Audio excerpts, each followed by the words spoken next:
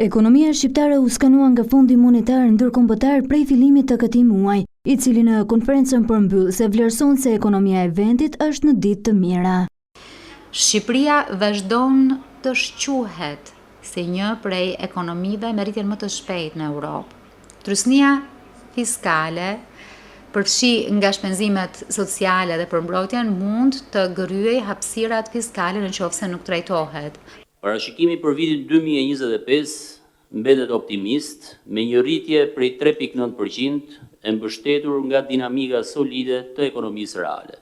Turizmi nga ana tjetër vazhdon të jetë një prej sektorëve më të rëndësishëm të ekonomisë dhe motori kryesor i eksporteve shqiptare në kuadrin e shërbimeve që ne ofrojmë.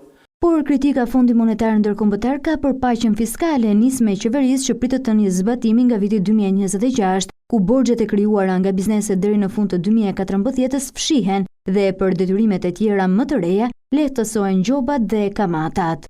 Ne kemi frikë që disa prej elementeve të projekt propozimit mund të minojnë progresin e fundit të Shqipërisë në administrimin e taktimeve dhe të krijojnë disa riske për përmbushjen dhe për drejtësinë. Fondi Monetar Ndërkombëtar rekomandon po ashtu të investohet më shumë në kapitalin njerëzor që të frenohet emigracioni.